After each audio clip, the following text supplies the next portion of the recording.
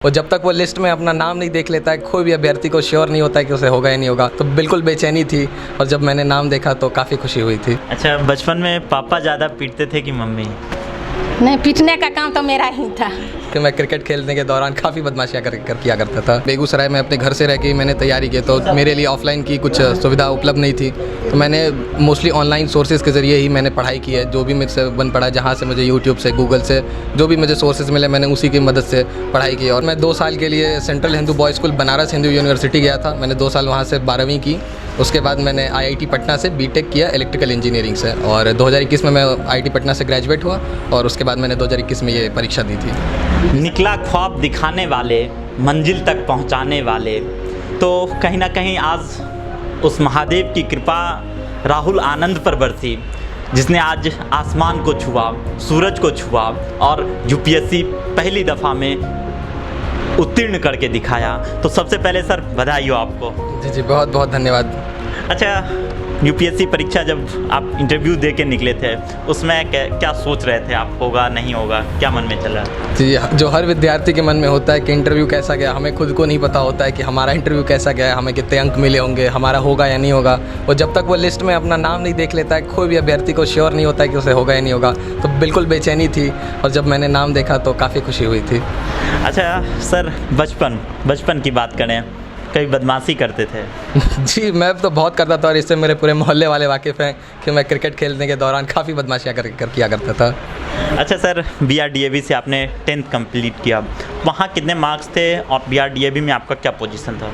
जी, BRDAV में मैंने 10वीं में 10 CGPA प्राप्त किया था, और इसी के साथ मतलब उस टाइम तो पोजीशन नहीं 10 CGPA था, तो मैंने 10 CGPA प्राप्त किया था उस समय। अच्छा, उसके बाद आपने कैसे पढ़ाई करी? जी, उसके बाद मैं 2 साल के लिए central Hindu boys school Banaras Hindu university गया था। मैंने 2 साल वहाँ से 12वीं की। उसके बाद मैंने IIT पटना से बीटेक किया इलेक्ट्रिकल इंजीनियरिंग से, और 2021 में मैं IIT पटना से ग्रेजुएट हुआ, और उसके बाद मैंने 2021 में ये परीक्षा दी थी। अच्छा, जब आपने IIT कर लिया, फिर UPSC की तरफ क्या सोचकर आप आए थे? जी, बचपन से मुझे पब्लिक सर्विस में जाना था, और जैसा मुझे कॉलेज के दौरान ही मुझे पता चला कि ये सिविल सर्विस है जो आपको इतनी बड़ी प्लेटफॉर्म देता है कि आप पब्लिक सर्विस कर सकें, लोगों के जीवन में आप एक बदलाव ला सकते हैं इस प्लेटफॉर्म के ज़रिए।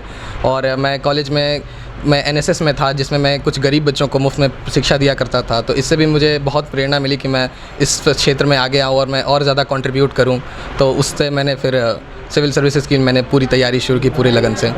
अच्छा सर, अब आपका सपना पूरा हो गया, अब आप किस तरीके से गरीबों की हेल्प करेंगे या और लोगों की सहायता कर पाएंगे? जी, मैं सेवा में जाने के पश्चात मेरा पूरा लक्ष्य है कि मैं जितनी भी मैं हो सकूं, मैं गरीबों की, और स्पेशली मैं चाहता हूं कि मैं शिक्षा के क्षेत्र में कुछ सुधार कर सकूं। जितना भी मुझसे हो सकता है, मैं चाहता हूं कि मैं शिक्षा के क्षेत्र में कुछ करके बदलाव ला सकूं।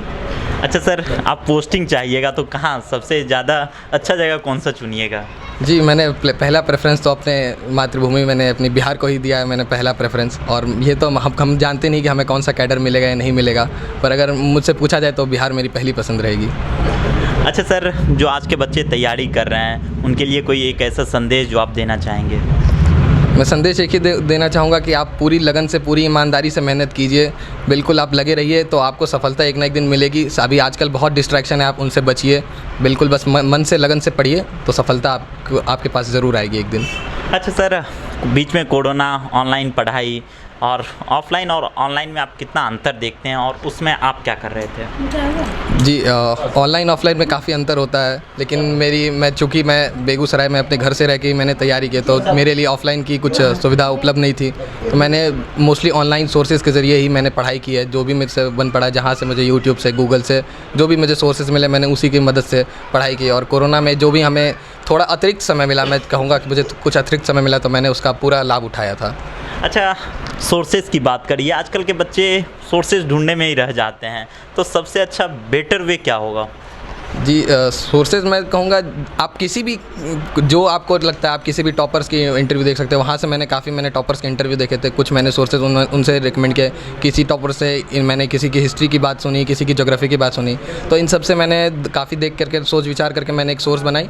और जो भी आप सोर्स चुनिए, आप उसी सोर्स को बार बार पढ़िए, रिवीजन कीजिए, ना कि ज़्यादा सोर्स, बल्कि लिमिटेड सोर्स को आप मल्टीपल रिविजन्स पे ज़्यादा फोकस कीजिए। वही चीज़ आपको असली एग्ज़ाम में भी काम आएगी। अच्छा, घर वाले, परिवार वाले को कितना धन्यवाद देना चाहेंगे आप? मैं जितना दे सकता हूँ वो कम होगा। मैं अपने परिवार को, मेरे माता पिता को एवं जितने भी मेरे गुरुजन रहे सभी ने मुझे हमेशा प्रोत्साहित किया। जो भी मुझे करना चाहा मुझे पूरी आज़ादी दी गई, मुझे पढ़ने लिखने के लिए सारी सुविधाएं उपलब्ध कराई गई ताकि मुझे किसी भी प्रकार की दिक्कत ना हो। तो मैं जो भी आज कुछ कर पाया हूँ वो इन्हीं मेरे माता पिता और परिवार वालों की वजह से है। Thank you sir. Thank you. सबसे पहले मैडम आपका बहुत बहुत शुक्रिया। मैडम एक गृहिणी हैं और घर में बच्चों को पालने का सबसे बड़ा काम कहीं ना कहीं माँ का होता है। माँ अपने बेटे का निर्माण करती है, तो आप किस तरीके से अपने बच्चे का पालन कर रही थी, क्या सुझाव दे रही थी? बच्चे से तो सर भी आते थे, उसके बाद हम भी कुछ समय देते थे इसको पढ़ाने के लिए। मतलब सर जो पढ़ाते थे उसके बाद हम भी इसको ध्यान देते थे, कैसे पढ़ो, ऐसे पढ़ो, ये सब पढ़ना है। स्कूल से जो आते थे होमवर्क कर देखते थे, होमवर्क बनवाते थे, याद करवाते थे, यही सब जो होता है सब करवाते थे। अच्छा, कभी गुस्सा में नहीं पढ़ाई किया हो, मारपीट हुई हो? हाँ, तो थोड़ा बहुत तो डांटना होता ही है ना। बच्चे हैं, नहीं पढ़ेंगे तो थोड़ा तो डांटने, नहीं डांटेंगे तो फिर पढ़ेंगे नहीं, और पढ़ेंगे तब तो आगे बढ़ेंगे, इसी है। अच्छा, कोई ऐसी बातें जो आज सबके साथ साझा करना चाहेंगे, कोई ऐसी दिक्कत, कोई ऐसी कहानी जो साझा करना चाहेंगे आज? यही बच्चे को ठीक ढंग से पढ़ाइए, मारिए नहीं, प्यार से पढ़ाइए और उसको प्रेरणा दीजिए। बेटा फलना चिन्ना का उदाहरण दीजिए, मोहल्ला में ऐसे किया, ऐसे पढ़ा, तुम भी पढ़ोगे, तुम भी आगे बढ़ोगे। कोई तो पढ़वे करता है, कोई तो लड़के बच्चा पढ़ता है, कोई तो हासिल करता है, तो उसी तरह सबको प्रेरणा होना चाहिए। छोटे बच्चे से ही उसको प्रेरणा मिलना चाहिए, तब तो वो आगे चल के उसके भी दिमाग में अट्रैक्ट करता है, नहीं हमको भी पढ़ना है, तो उसी तरह वो लोग भी पढ़ता है, बच्चे लोग भी उतना ध्यान देते रहते हैं। अच्छा, सबसे बड़ा रोल कहिएगा इसको यूपीएससी में पास करवाने के लिए किसको देना चाहेंगे एक माँ के रूप में? यूपीएससी के रूप में, माँ के रूप में तो बच्चे को न देंगे, तो बच्चा अपना मेहनत किया, हम थोड़ा इसको प्रोत्साहन किए, देखो फलना चिल्ला बन गया, तो कोई तो बच्चा मतलब जैसे अगले साल शुभम टॉपर बना तो कहे तो वो भी तो कोई लड़का था, वो भी तो मेहनत किया, तो उसी तरह तो बेटा तुम पढ़ोगे तुमको भी मिलेगा। मेहनत के आगे सफलता नतमस्तक रहती है, मेहनत करोगे तो परिश्रम तो ऊपर वाला ज़रूर देते हैं। आज भगवती का कृपा हुआ, ये मेहनत किया, भगवती का कृपा हुआ, तो आज मेरे ऊपर खुशी का माहौल आ गया। अच्छा, बचपन में पापा ज़्यादा पीटते थे कि मम्मी? नहीं, पीटने का काम तो मेरा ही था, ये हम ही इसको डांटते उठते थे, पापा तो रहते नहीं थे, तो दिन भर तो मैं ही इसको पालती उलती थी, खिलाती थी, पिलाती थी, खेलता था, बदमाशी करता था, दोनों भाई में शरारत होती थी, तो अधिक तो माथा मेरा ही खराब होता था, यही कारण है। अच्छा, और लोगों को, परिवार वालों को कितना धन्यवाद देना चाहेंगे? बहुत बहुत धन्यवाद देंगे, सब आदमी का आशीर्वाद है, परिवार वाला भी, भैया लोग भी बहुत खुशी हैं, गांव में भी बहुत लोग खुशी हैं, गांव के भी ग्रामीण जितना सर्किल के आदमी थे कल से ही पूरा सब आदमी कब आएंगे वहाँ पर भी इंतज़ार हो रहा है, तो हम बोले आज के बाद कल का वहाँ का प्रोग्राम है समस्तीपुर का। तो कहीं ना कहीं विलक्षण प्रतिभा साफ साफ देखने को मिलती है जब बच्चे इस तरीके के कारनामे करते हैं। ये एक स्वप्न होता है किसी के लिए भी कि हम यूपीएससी क्रैक करें, और वो राहुल आनंद ने कर दिखाया है। बेगूसराय के लिए बहुत ही गौरवान्वित क्षण है, और कहीं ना कहीं बेगूसराय के लोग इसके लिए और ज़्यादा खुश हैं कि राहुल आनंद ने वो कर दिखाया जो बहुत ही मुश्किल है। राहुल आनंद जो कहीं ना कहीं वो उपलब्धि हासिल करी है जो बेगूसराय के लिए, पूरे बिहार के लिए गौरवान्वित करने का क्षण है, और पहली बार में जो आईएएस बन गया, तो कहीं ना कहीं सभी लोग इसके लिए खुश हैं। पूरे बेगूसराय में खुशी का माहौल है, और इनके घर में बिल्कुल वो माहौल है जो कि होना चाहिए था। तो बेगूसराय के जो भी बच्चे तैयारी कर रहे हैं उनको भी इनसे प्रेरणा लेनी चाहिए थी, आगे आनी चाहिए थी, और कुछ बड़ा करना चाहिए था। मैं कवि नीलेश, कैमरामैन काजू के साथ।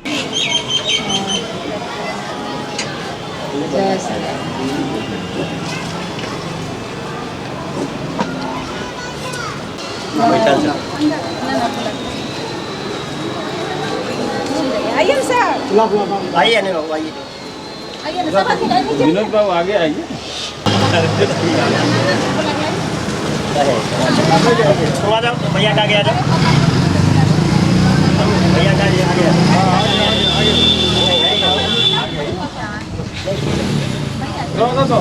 आइए।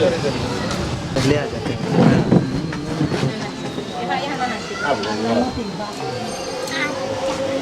प्लेट ला दीदी, आते मीठा ला प्लेट लेकर हैं। लीजिए हाँ, एक सब आदमी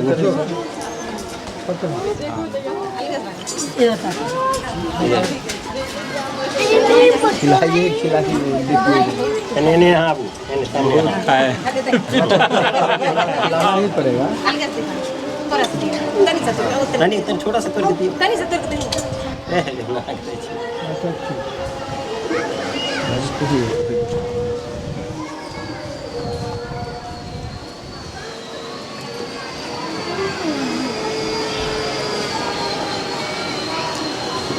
माँ पिताजी कौन है बगल में हाँ ये है विनोद बाबू हैं पिताजी ठीक हाँ कोई बात नहीं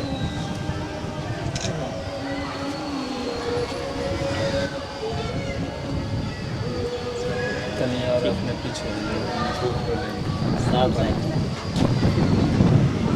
क्या देश जी अबै छन भाई